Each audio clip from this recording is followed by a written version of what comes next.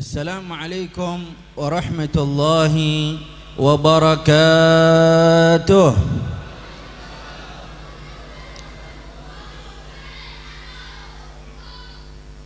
Ayo yang lebih semangat, rame-rame semua, kompak. Assalamualaikum warahmatullahi wabarakatuh.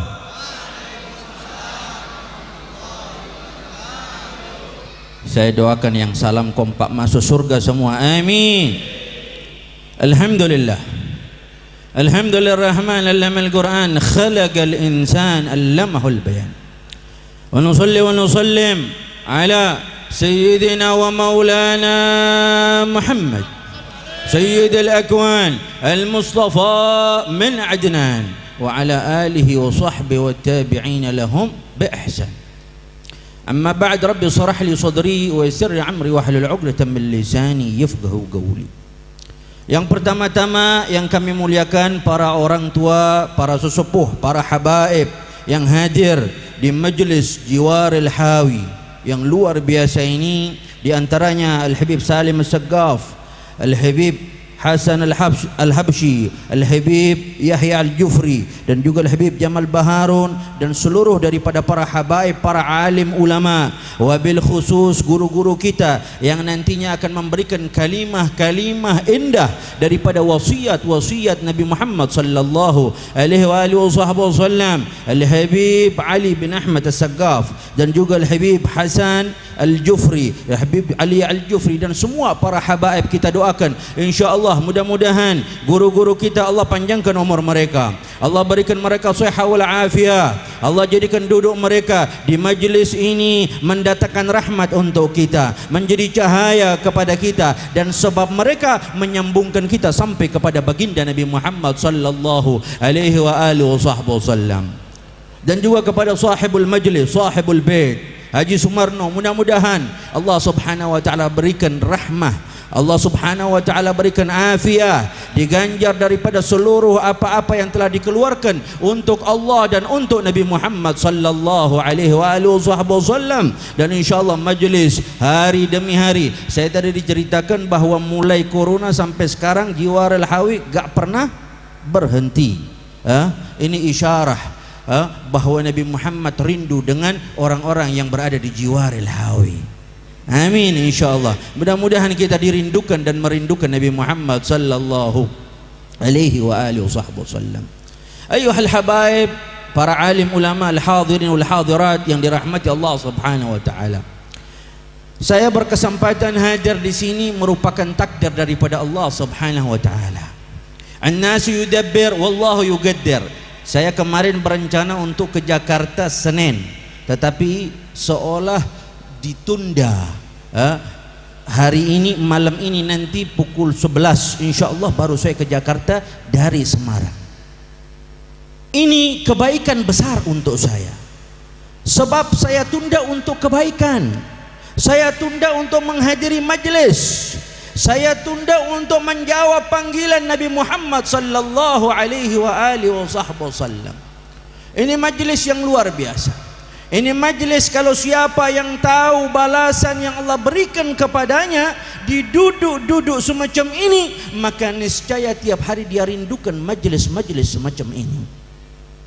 Majlis semacam ini, majlis yang agung, majlis yang duduk menyebut nama Allah, berzikir kepada Allah, bersolawat kepada baginda Nabi Muhammad sallallahu alaihi wasallam. Ini bukan majlis politik, ini bukan majlis ghibah, ini bukan majlis cerita omong kosong, tapi ini majlisnya Allah.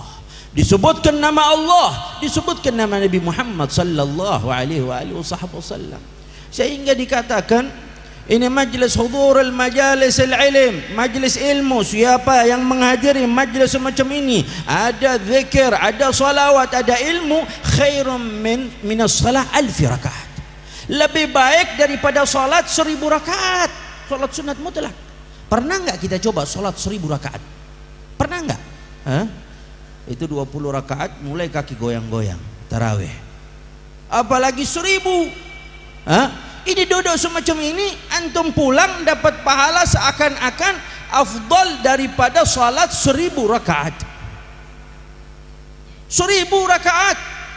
Yang pernah sholat 1000 rakaat Al-Imam Ali Zainal Abidin As-Sajjad, itu dengan tangisan. 1000 rakaat.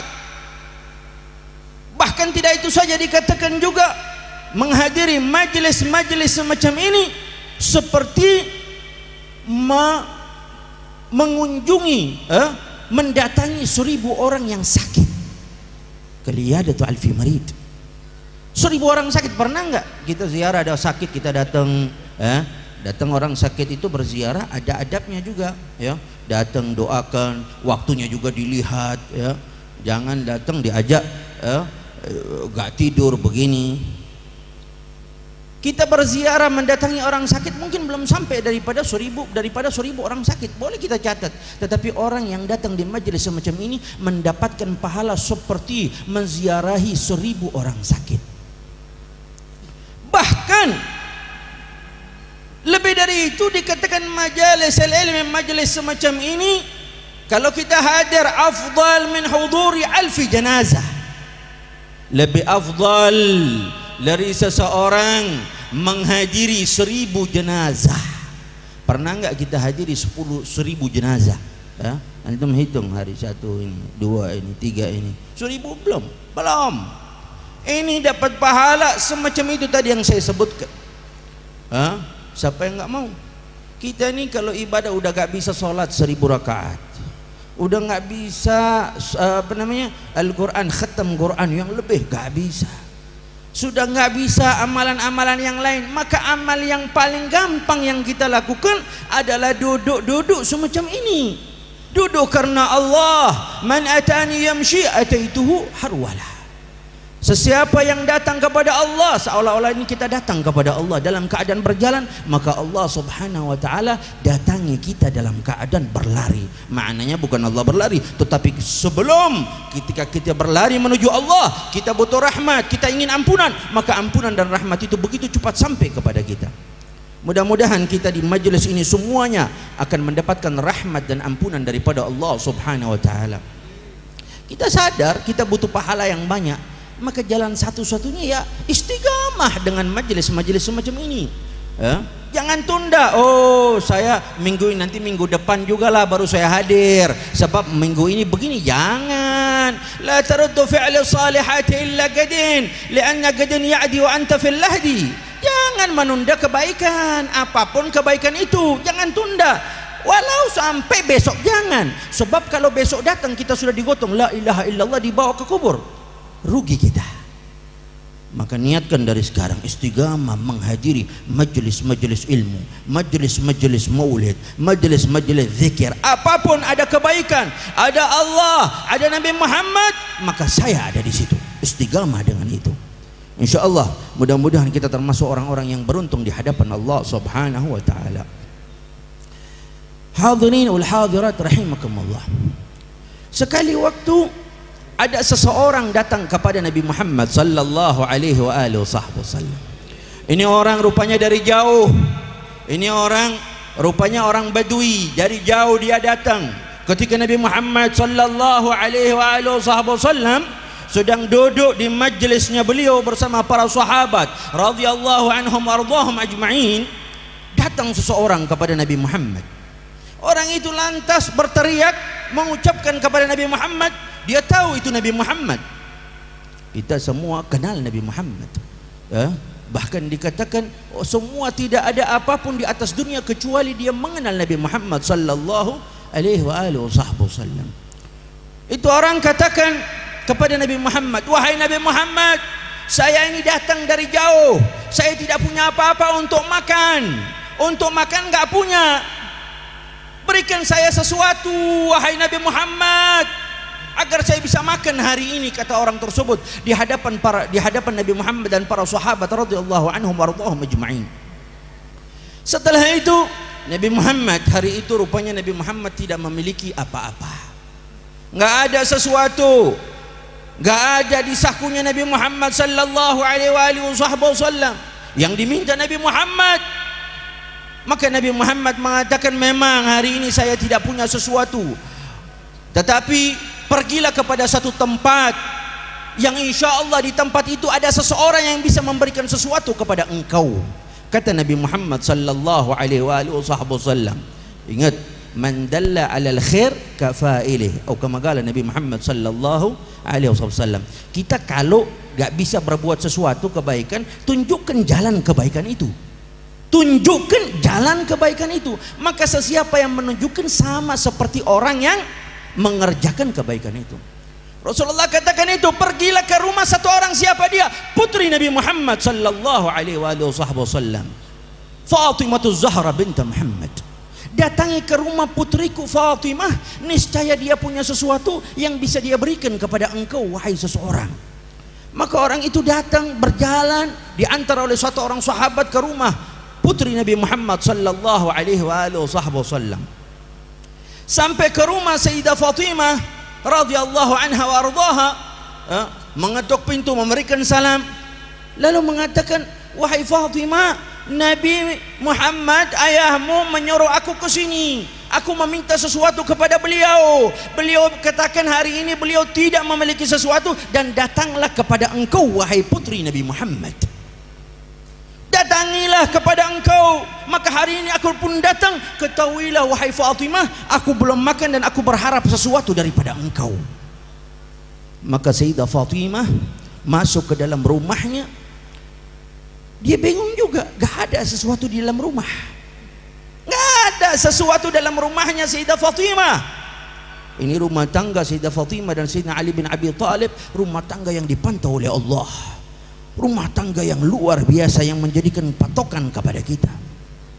Nggak ada harta, bahkan dalam riwayat kita tahu Sayyidina Hasan dan Husain pernah sampai 3 hari berpuasa. Ketika mau buka puasa, ada yang datang terus meminta makanan, dan itu diberikan semua. Dan itu tercatat di dalam Al-Quran, wa yut'imuna at-ta'am ala hubbihi miskinan wa yatiman wa asira. Sayyidah Fatimah nggak memiliki apa-apa, tapi terfikir, ini orang jangan sampai pulang sia-sia. Maka diambillah sesuatu daripada tangannya Sayyidah Fatimah, diberikan kepada orang tersebut. Fulan, kata Sayyidah Fatimah, saya nggak memiliki sesuatu, nggak ada makanan, nggak ada apa-apa, illa satu ini yang saya punya. Apa tahu? Kalungnya Sayyidah Fatimah, perhiasannya Sayyidah Fatimah. Ini perhiasan yang satu-satunya aku punya. Ambil ini, aku ridha, jualkan, lalu uangnya engkau pakai untuk beli makanan, untuk mengenyangkan perutmu wahai seseorang. Sayyidah Fatimah, putri Nabi Muhammad radhiyallahu anhu. Bisakah kita kepada orang yang tidak kenal, kita punya harta satu-satunya, bisa berikan enggak? Bisa kita berikan enggak? Apalagi kalau perempuan, ini bab perhiasan, oh ini bab yang paling dia suka. Jangan satu, dia kalau punya harus 10, 11. Kalau suaminya ambil macam-macam, jual, atau bisa jadi sebab perceraian. Ini perhiasan. Tapi keluarga Nabi Muhammad, didikan Nabi Muhammad, tidak ada sedikit dunia pun melekat di hati putri Nabi Muhammad sallallahu alaihi wasallam.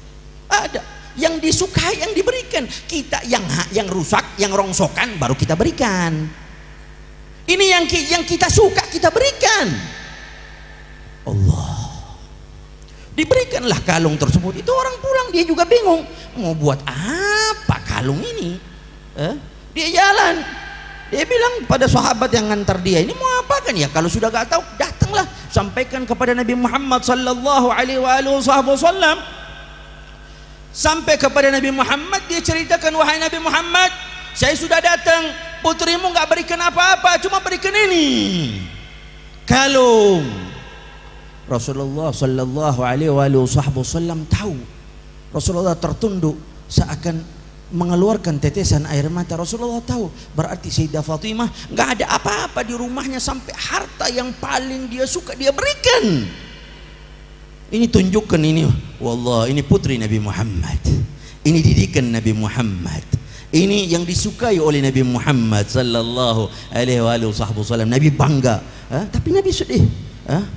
Lalu itu orang mengatakan, wahai Nabi Muhammad, kalau begitu saya nggak bisa apa-apa dengan kalung ini. Ya begini saja, saya mau jual kalung ini di hadapan para sahabat Nabi Muhammad yang sedang duduk. Ini kalung saya mau jual, siapa yang mau beli, katanya. Ini kalung saya mau jual, siapa yang mau beli? Ada satu sahabat berdiri langsung di situ, Sayyidina Ammar bin Yasir radhiyallahu anhu warḍah. Dia berdiri, saya yang mau beli, berapa engkau mau jual? Ini lihat, orang-orang yang tahu tentang keberkahan para sahabat. Ini kalungnya Sayyidah Fatimah. Dia berdiri, berapa kau mau jual? Saya nggak jual mahal-mahal, kata orang tersebut. Saya jual yang pertama, saya minta diganti kalung ini dengan beberapa makanan agar perut saya aman daripada lapar. Yang kedua, berikan saya pakaian baru agar bisa menutupi aurat saya dengan sempurna. Yang ketiga, berikan saya beberapa dinar atau dirham untuk bekal saya kembali ke kampung. Itu saja yang saya inginkan. Kalau kamu bisa berikan, maka ambil kalung ini untukmu. Maka Sayyidina Ammar bin Yasir setelah izin kepada Nabi Muhammad, kalau begitu engkau ikut saya. Dibawa ke rumahnya Sayyidina Ammar bin Yasir radhiyallahu anhu. Dibawa, sampainya di rumah Sayyidina Ammar bin Yasir, engkau makan sepuasnya sampai kenyang, diberikan makanan di hadapan. Ini pakaian baru, pakaianku, pakaikan ini untuk mengganti pakaianmu. Engkau minta 10 dinar atau dirham, saya berikan 20 sebagai gantinya untuk kalung tersebut. Lalu senang dia, habis dia makan, dia kenyang, dia ganti pakaian, dia dapat duit. Begitu. Kalau begitu Ammar bin Yasir, ini kalung yang kau inginkan, yang sudah saya tukar tadi dengan semua yang saya ambil. Lalu kata Ammar bin Yasir, jangan pergi dulu, karena ini luar biasa. Unta punya Sayyidina Ammar bin Yasir, ambillah sebagai bekal juga untukmu dalam perjalanan pulang. Dikasihkan unta juga. Ala kulli hal, dia senang gara-gara kalung ajaib ini. Dia bilang dalam hatinya, ajib. Begitu sampai selesai, Sayyidina Ammar bin Yasir panggil budaknya, wahai budakku, datang sini, datang. Ini kalung berikan kepada Nabi Muhammad, hadiahkan kepada Nabi Muhammad kalung ini. Lalu engkau pun aku hadiahkan kepada Nabi Muhammad sallallahu alaihi wasallam. Budaknya Sayyidina Ammar bin Yasir datang kepada Nabi Muhammad, wahai Nabi Muhammad, engkau diberikan hadiah ini oleh Sayyidina Ammar bin Yasir. Nabi Muhammad tahu ini kalung yang tadi Sayyidina Ammar bin Yasir tukarkan dengan segala macam harta yang diminta oleh orang Badui tersebut. Diambillah itu. Dia bilang, lalu budak, saya pun wahai Nabi Muhammad dihadiahkan oleh Ammar bin Yasir untuk engkau wahai Nabi Muhammad.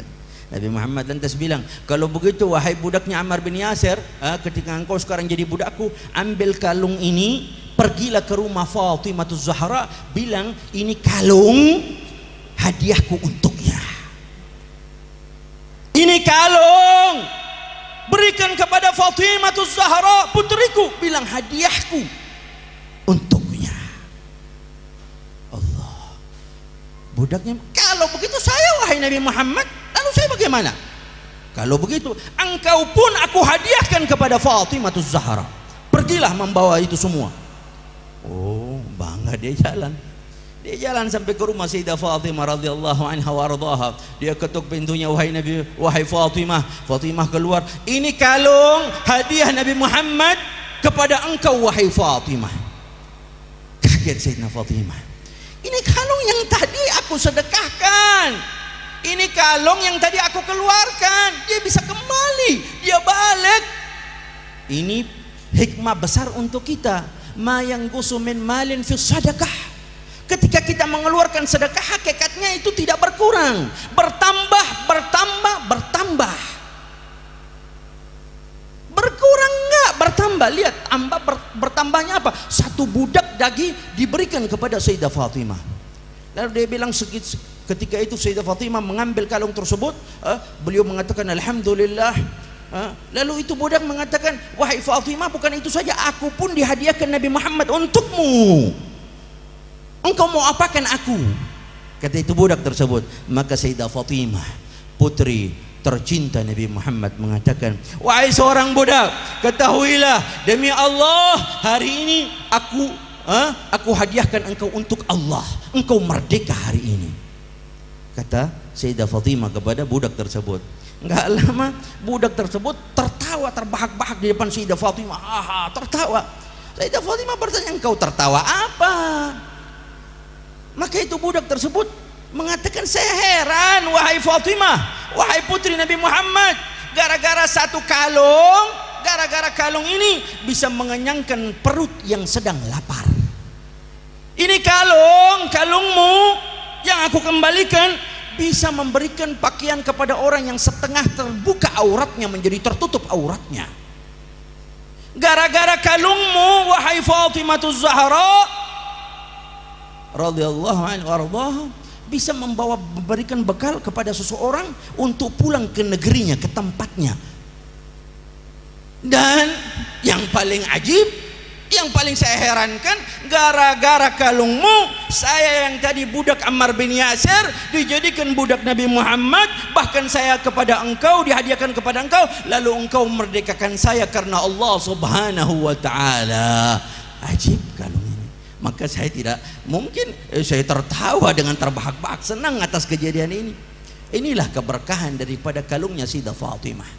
Pelajaran yang paling berharga kita ambil daripada kisah ini dua saja. Yang pertama, kalau kita tidak sanggup mengerjakan kebaikan, jangan memutus mata rantai kebaikan itu. Paham? Ini bukan COVID, jadi jangan diputus. Kan biasa iklan memutus mata rantai apa itu? Penyebaran COVID-19 dan sudah COVID-22 sekarang. Mudah-mudahan nggak sampai 25 bubar insyaallah. Amin. Tapi kalau kebaikan jangan diputus mata rantainya. Kalau ada seseorang datang kepada antum nggak bisa serahkan orang lain, siapa tahu dia bisa tunjukkan kepada dia jalannya. Mandalla 'alal khair kafailih. Sesiapa yang menunjukkan kebenaran, jalan yang kemudahan kepada seseorang kebaikan, maka seakan-akan dia mendapatkan kebaikan tersebut. Yang kedua, singkat saja, ini Habib Ali juga akan memberikan kalimatnya, kita pun akan mendengar. Yang kedua, kalau sudah gak punya amal lebih-lebih, gak bisa salat ribuan rakaat, gak bisa menghantamkan Al-Quran di dalam satu hari, gak bisa melakukan ibadah-ibadah seperti aslaf wal ajdad, gak bisa. Kalau sudah gak bisa, jangan haramkan diri tangan ini daripada apa? Enggan bersedekah. Sedekahlah walau sedikit, berikan. Itu di pagi hari dianjurkan kita sedekah. Sebab apa? Bala tidak mungkin mendahului sedekah. Walau sedikit, siapkan itu duit kecil atau beberapa yang kita siapkan. Begitu pagi ada orang datang atau tidak datang, bahkan kita yang cari untuk bersedekah. Ini yang kita cari. Allah Subhanahu wa ta'ala katakan, Rabbi akhirni ila ajalin garib. Ketika seseorang mau meninggal dunia, dan kalau dia bisa meminta, ya Allah akhirkan aku, jangan sampai aku meninggal, tunda sebentar saja. Mau apa dia lakukan? Fa as-saddaqa wa akum minas salihin. Saya mau sedekah, saya mau sedekah. Kenapa orang-orang yang sudah di dalam kubur yang mau meninggal tahu, dia bangun pertama dia nggak bilang mau sholat, dia nggak bilang mau yang lain, tapi dia bilang dia mau sedekah, sebab dia telah melihat besarnya pahala sedekah yang Allah tampakkan baginya.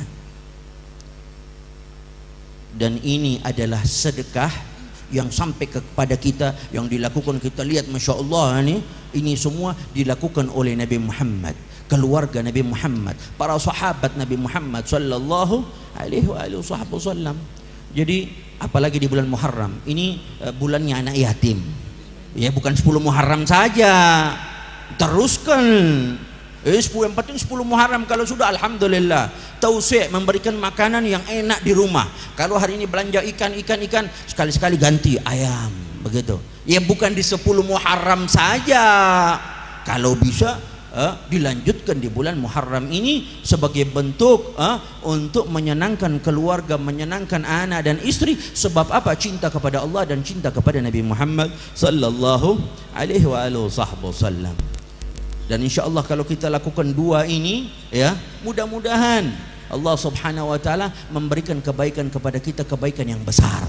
agar dengan manfaat dan pahala yang Allah janjikan yang besar itu, kita bisa bersama dengan orang-orang ahli sedekah, bersama kepada para keluarga Nabi Muhammad, para sahabat Nabi Muhammad, dan kelak berkumpul bersama Nabi Muhammad sallallahu alaihi wa alihi wasallam.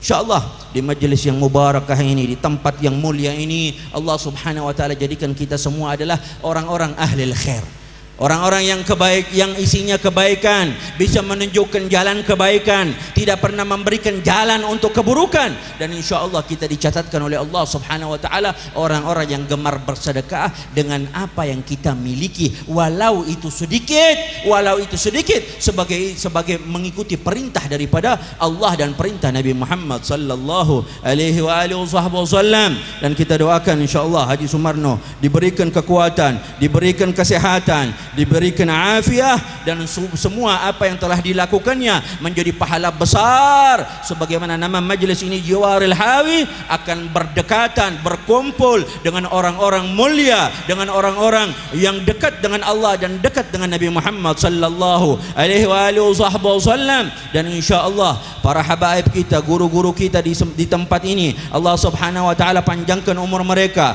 berikan mereka sehat wal afiah, dengan sebab mereka semarang, dijauhkan daripada corona, dijauhkan daripada keburukan, dijauhkan daripada bala dan musibah. Dan insyaallah dengan sebab